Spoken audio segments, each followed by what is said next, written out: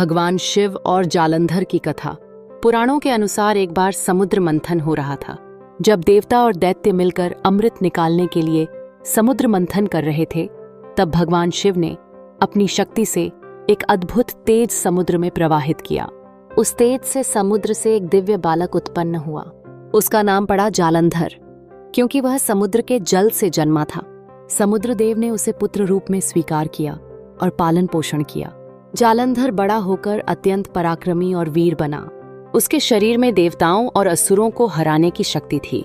जालंधर ने अपनी शक्ति और पराक्रम से सभी असुरों को संगठित किया और देवताओं पर आक्रमण कर दिया।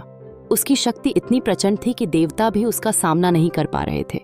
अंततः सभी देवता भगवान विष्णु और भगवान शिव के पास पहुंचे और कहा, हे देव, जालंधर हमें दिन प्रतिदिन परास्त करता जा रहा है, आप ही कोई उपाय कीजिए। जालंधर की पत्नी का नाम था वृंदा। वह एक अत्यंत पतिव्रता स्त्री थी और उसकी तपस्या व सतीत्व के बल से जालंधर अजेय बना हुआ था। जब तक वृंदा का सतीत्व अक्षुण्ण था, तब तक कोई देवता या भगवान भी जालंधर को परास्त नहीं कर सकते थे। देवताओं ने विचार किया कि जालंधर को हराने के लिए पहले वृंदा के सतीत्व को तोड़ना होगा। यह कार्य केवल भगवान विष्णु कर सकते थे। भगवान विष्णु ने जालंधर का रूप धारण करके वृंदा के पास गए। वृंदा ने उन्हें अपने पति समझकर उनका स्वागत किया। जब सत्य सामने आया तो वृंदा को ज्ञात हुआ कि यह छल था।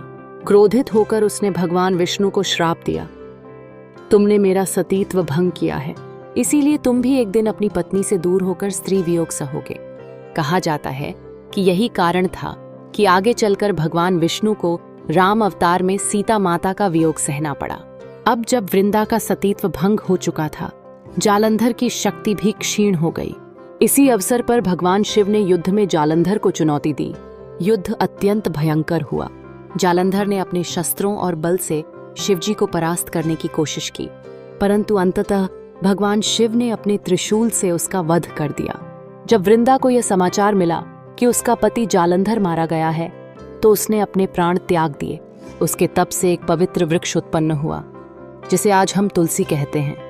इसीलिए तुलसी को देवी तुलसी भी कहा जाता है। शक्ति और अहंकार, चाहे किसी के पास कितनी भी शक्ति क्यों ना हो, अहंकार उसका नाश कर देता है। सतीत्व की शक्ति। वृंदा का सतीत्व इतना प्रबल था कि उसने जालंधर को अजेय बना दिया। विष्णु और राम अवतार का संबंध। वृंदा के श्राप के कारण भगवान विष्णु को राम रूप में सीता वियोग सहना पड़ा। तुलसी की महिमा। वृंदा के तप से तुलसी उत्पन्न हुई, जो आज भी देवताओं की पूजा में अनिवार्य मानी जाती है। जालंधर की यह कथा भगवान शिव के धैर्य, बल और धर्म रक्षा की भावना को प्रकट करती है। साथ ही यह भी दर्शाती है कि किसी भी शक्ति का उपयोग केवल धर्म और कल्याण के लिए होना चाहिए, अन्यथा उसका अंत निश्चित है। अगर आपको हमारा यह वीडियो अच्छा लगा तो कृपया लाइक और सब्सक्राइब जरूर करें।